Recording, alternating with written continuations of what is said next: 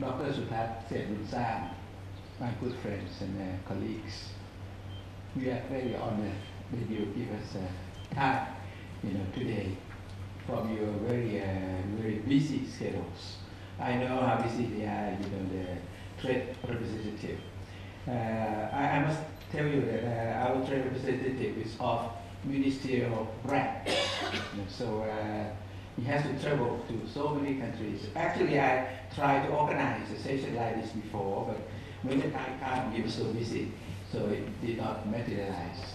So I'm happy that today we find a suitable day, and thank you for coming. I see that we have also representatives from different embassies. Very happy, and some of the embassy I had the privilege of being ambassadors there. I know your country well. And of course, we have Dr. Sopong here with us, very senior diplomat and ambassador, well respected in our ministry. Professor Wadu, who used to teach, with us also here, and some ASEAN, representative. And of course, I'm delighted to see former colleagues and also students here also with us, and present students. And of course, today we are going to listen to economic liberalization from the point of view of the Thailand trade representative. Dr. Suthat, he was there at the very beginning of our economic liberalization, and in the modern time, the ASEAN, when we started ASEAN FTA. But since then, we had so many other FTA with different countries. And of course, apart from that, we have always been opening the market, overseas. So we will see, that a lot has changed. You know that in Thailand, the very beginning of our economic liberalization, we could trace back to Rama port, the port, during that time. When we had treaties with so many other countries, the West, and our market was opening up, and now a lot of things have changed. And we're delighted, Excellency, to have you today with us and to enlighten us about what has been going on and what will be in the future, what will lie ahead with our relation with so many countries, economic liberalization to the world, and also to different groupings. I see a lot of EU here, with ASEAN EU, what would become of that, or Thailand EU, or whatever. Now I'm happy, to give the floor to you, and I'm really eagerly waiting, to listen to you. Thank you.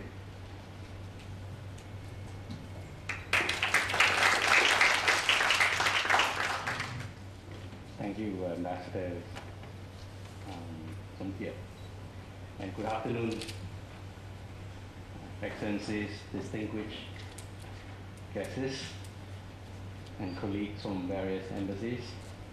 I understand that I can't remember that there's only one student, I think, in my batch still around. I was a lecturer about 2 years ago on international trade on the other side of the room.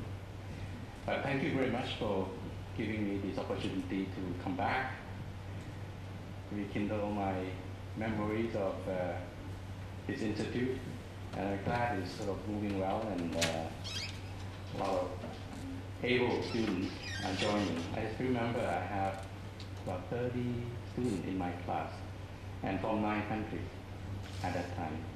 8 of them actually are coming from Bhutan, a country with a few 100,000 people, but 8 of them are in Bangkok. So a chunk of the population are here. Well, I think that I'm not sure what kind of time do I have. I can talk from between 5 minutes to about 2 hours. So maybe you will stop somewhere in between, maybe about half an hour maybe, and then we can have some question and answer. First of all, I think the topic is about trade liberalization, economic liberalization. in Thailand. That is a very timely topic, of course. The first difference that you may notice is not trade liberalization. This is economic liberalization, and which is a huge difference. And these days we are talking about economic liberalization more than just trade or investment, but the all aspect of international relations. Thailand actually is a very, very open country, as you know.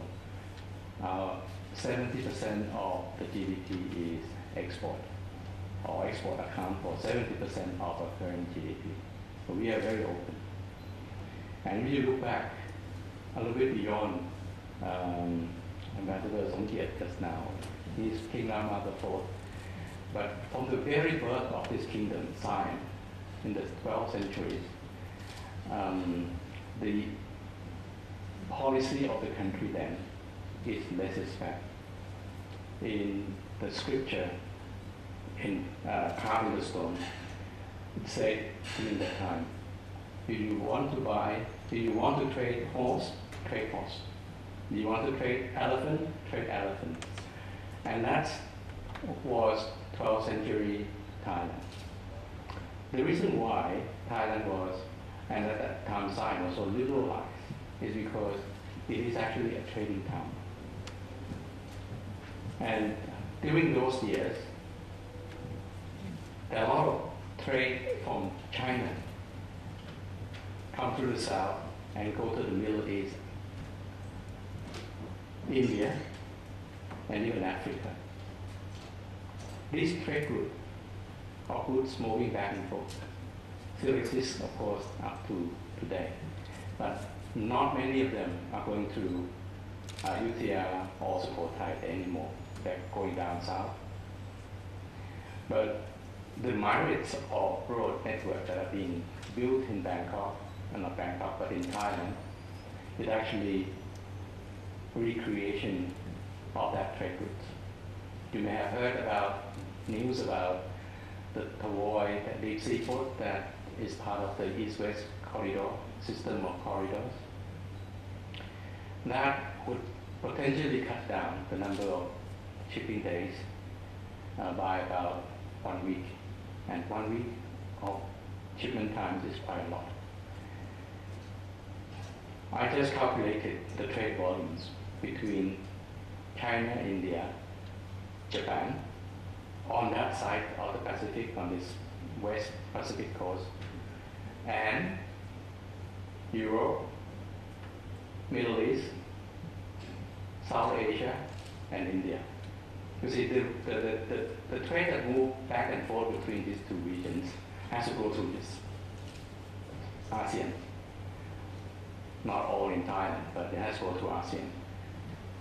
And the trade is about, altogether, it's about 1.5 trillion US dollars last year. And of course, we can expect a lot of petroleum products moving from the Middle East down to the southern part of Malacca and go all the way up to China, Japan, and Korea. And a lot of equipment and so forth are moving from China back the same route to all this country on the other side. Now that established the importance of trade route in the past. Now, of course, the trade isn't, they either hop over to the plain or they go down to the south still, getting stopped in Bangkok or on the deep sea port here anymore. But they go to Singapore, of course, which is part of ASEAN. But I think what is being built now in ASEAN is to rebuild the so-called Southern Silk Road one more time. Now, that's the history and part of the glimpse of the future that you see the role of Thailand and ASEAN in this trade route. And that is one of the reasons why Thai economy has been very, very open, because we are a trading nation from our blood. all our history. And going forward, we see no constraint that we will be really recede back to be a closed country. We are moving forward to become more and more open. And ideally, we can position Thailand as a trading hub of Asia, if not the world. Because we have that very, very potential, the way I described it to you just now, this trade route. So that is something that, of course, is unavoidable, the course that we take and moving forward into the future at a much faster pace, supported by the liberalization policy that the government has taken in the past 10 years.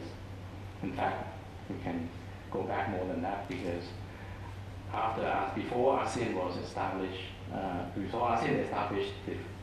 after the FTA, we started the liberalization even in 1979, and it culminated in what is called a preferential trading arrangement, PTA, in 1986. And 1986 is a very important year for ASEAN and for Thailand, because this is when the Uruguay round started.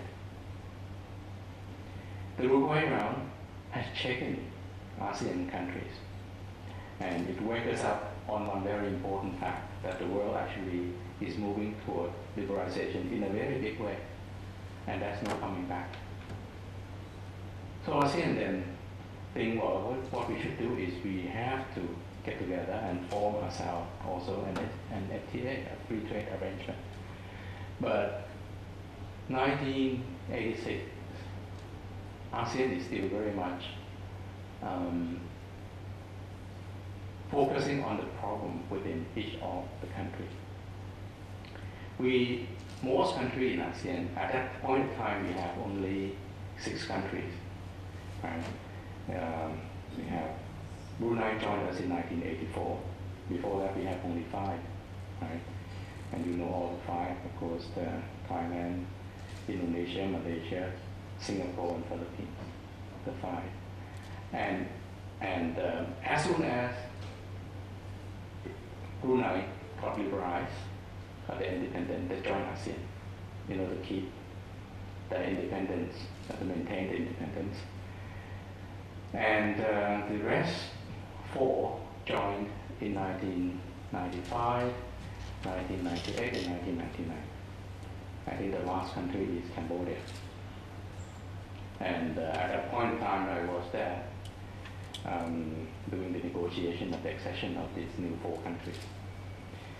But at that point in time, around the mid-1980s, at that point in time, the concept of liberalization started to be very, very popular. In the 1960s, 1970s, is when the investment from Japan moved into ASEAN and also into Thailand. Right? The investment that comes in demand tariff protection so that they can be competitive from competition from other imports into these countries, into Thailand, into other countries. Take, for example, automotive industry, which actually came in around late 1970s. They need a very high tariff wall to protect the industry, or else they won't come here. So during the 1970s, all the ASEAN countries are competing, increasing the tariff wall in order to induce investment into this region. It is not until the 1980s when this industry won a bigger market, then we start to do this liberalization process. So that is a brief history of what happened in ASEAN. And these are the key issues, the key point, because the tariff wall was created to induce investment in electronic, textile, automotive industry. And when this industry graduates, they want more market, they want the tariff wall to be reduced. So there is that pressure for ASEAN to become more liberalized, including Thailand, of course. Okay, so that is a brief history and the major force that are driving those those policy at that point of time. Are we wrong? I'm not sure, but that is how the world worked during those years.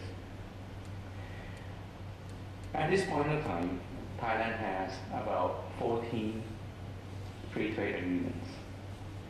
6 of that are with ASEAN, and another 8 are individual countries. The latest is the one with Chile. With Peru, Chile, we are about to embark on a negotiation. But we are also about to have a FTA with the EU. I think the framework is going through the parliament at the moment. And EFTA with the free trade area of Europe. And these are the next 3 that are poised to be negotiated. Is Thailand holding back any of this? We are still actually in the late 1990s, early 2000s. We are moving very fast in terms of liberalization. We negotiate FTA right and left. Every trip that the ministers visit another country, he's sure to come back with an initiative to have an FTA. You were smiling because Australia did the same, exactly the same thing. When your minister travel, the first thing he prepared is to back is an FTA with that country. So that is very popular. Now we have almost a full-fledged FTAs with most countries around the world. Aside from that, see, as far as Thailand is concerned, the Greek architecture is, of course, we have ASEAN as a core. ASEAN has FTA with 6 major countries. We call ASEAN plus 6, which is Japan, Korea, China, Australia, New Zealand, and India. These are ASEAN plus 6. Each of these FTA have different times of graduation, but they all will be reducing the tariff to 0. But Thailand won't worry about that too much, because currently, unilaterally, most of the import duty in Thailand is already 0. Only a few products that are not 0, right? So there we have 4 tiers. 0, I think, is about 60% of our tariff line. 60% importing to Thailand has no duty. Doesn't matter whether you're an FTA or not. But in the FTA, we negotiate the remaining 40% and coming in at different stages. Some industry are more ready to move in than the other. And we have a few industries that we still hold very tight in the manufacturing sectors. But the world has moved on, and investment has become a new agenda. Because trade itself is certainly not sufficient, and investment become a much more important issue. This morning I was giving a talk also to a group about ASEAN, China, who gained and who lost. And I give an example of what China did. We have an FTA with China, an early harvest package in 2005, and we opened up the first, we call early harvest package, not 5, but the chapter 1 to 8, and include the fruits and vegetables. So when we open up, we export a lot of fruits. Of course, Chinese eat a lot of fruits. They love fruits because they are health-conscious people. Chinese people read a lot, and they're concerning about the health, so they eat a lot of fruits. So we export all kinds of tropical fruits. Of course, longan is a very popular fruit because it is aphrodisiac, if you don't know that. Okay? And it sells very well. Of course, we export each year about 30 million baht worth of durian into China, which is also aphrodisiac. 2007, the Chinese start to come to Thailand and become the exporter of food themselves.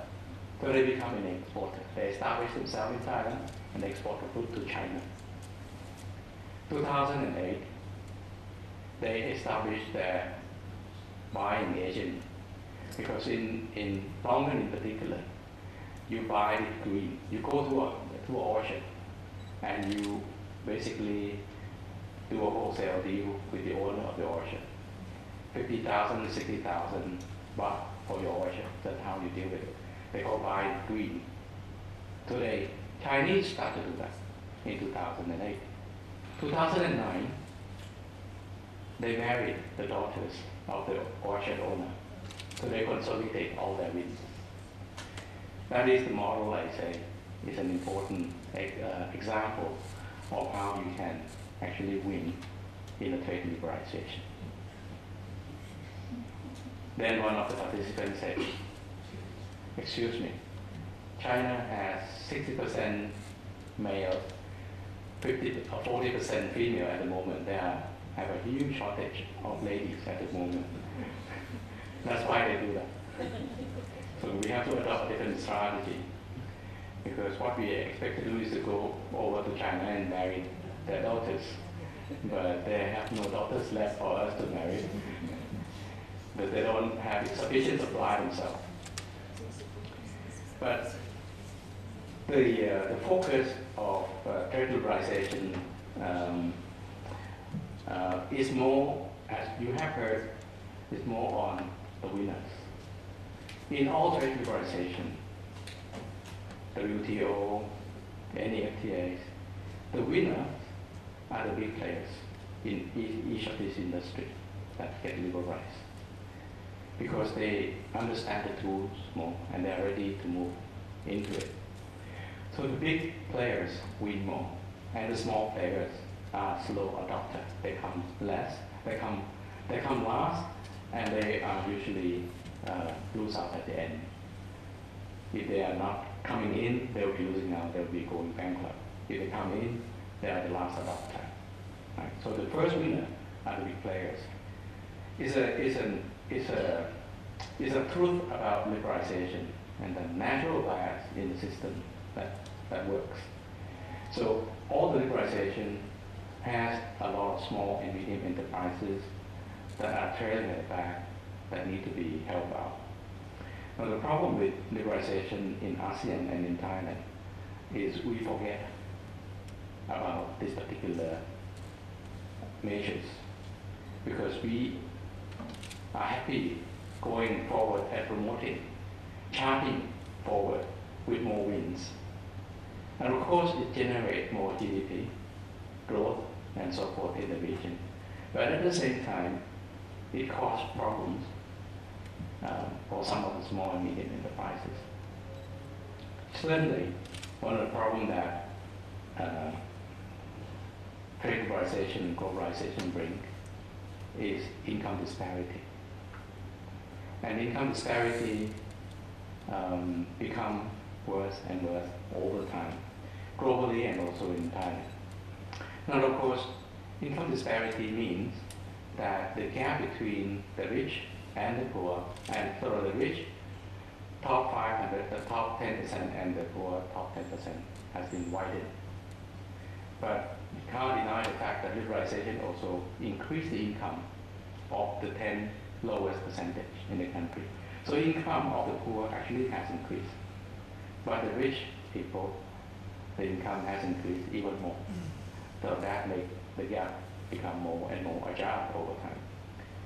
Neither is the WTO has a measure to address these challenges, and neither is Thailand. So when we took office 2 years ago, we actually put a lot of focus, our office put a lot of focus, not only looking at strategy of moving ahead, but we actually pay quite a lot of attention how to address the long-term competitiveness and survival of small and medium enterprises and small, medium farmers. So we actually look at measures to address the compensation of the people who got affected. The first crop that we look at, of course, is garlic. And many of us probably in Thailand heard about the garlic story. Because garlic, farmers bring the garlic and throw it in the middle of the street. And they block the road, caused a lot of problems in in 2005, 2006 because of the garlic from China. Now, garlic from China is no longer a problem these days because garlic from China are big, but they're not as tasty as the Thai garlic. Now the Thai garlic, smaller, but command a much higher price in the market, right? Because we have our own niche. Dr. Sumpong is nodding his head because he is a real fan of the Thai garlic. And it's a big difference if you eat Thai salad, som tam, for example. You can have, huge amount of garlic from China, which is very big, but it won't be as tasty as the Thai garlic. So remember, tell your som tam ladies to put in Thai garlic next time you buy. Anyway, so we try to address the issue of garlic. And we found that when we go to the provinces where they grow garlic, we can't find these farmers because they are no longer growing garlic. They move on to something else, some of them. And garlic is a cash crop. The price good this year, they grow garlic. The price not good this year, they don't grow garlic. They grow something else. So you can't find these farmers.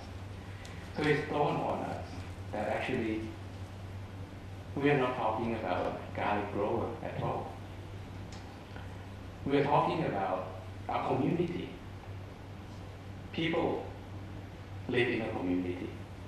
And if the community is not strong, I think liberalization will hurt everybody.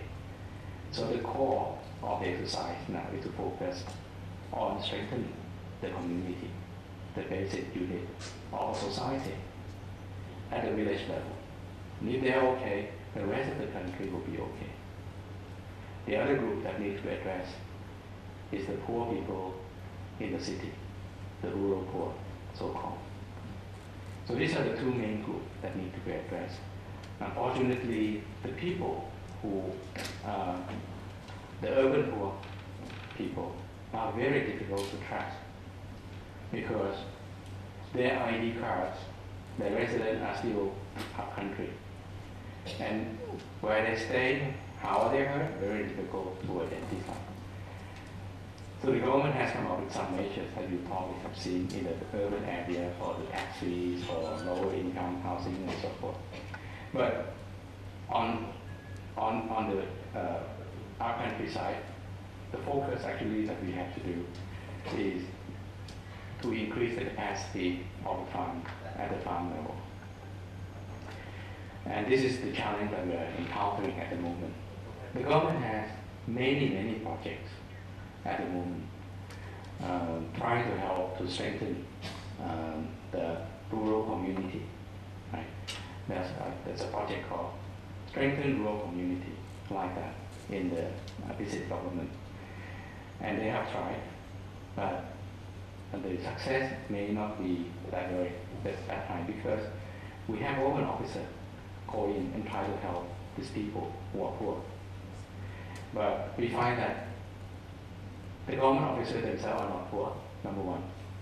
Number two, they wake up, go to work at 8:30, and they finish work at 4:30. This is not the lifestyle of the poor people in rural areas. In fact, rural farmers, they wake up at 5 a.m. in the morning. And they get off from the early morning shift at about 10:30 at most because it's so hot. They come back again to work at about 3:30 when the sun is not too hot. And they get off work at about 6:30, 7 o'clock. This is their working time. And most of these people at one point in the labor force survey in Thailand we call unemployed people because the survey people go to visit the farm at about 10 o'clock. After they finish, they wake up 8:30, go to the office, sign in, and then go to the field at about 10 o'clock and see all the farmers lying on the ground and say these people are, number one, unemployed, number two, very lazy. So we have a false statistic there. Now we understand the community a lot better now, and I think we are now moving with these curative procedures. And another thing that we have found in the past 2 years is government is not the best organization to address this kind of issues. Because number one, as I mentioned, officers is officers, with all due respect to the officers around. We want the farmers, the farming community, the rural community to do what? Our aim is to make this rural community survive, and not only survive, do well in the age of globalization. So what do you need them to be able to do? They need to be able to be an international traders. No short from that. I did the commercial just now, say that, okay, you need to train government officers and so forth. Yes, that's important. But the most important people that need to be trained are this rural community, the younger generation themselves. Kids the age of 10, 15, 20. These are the people that we seek to lay the foundation of being in the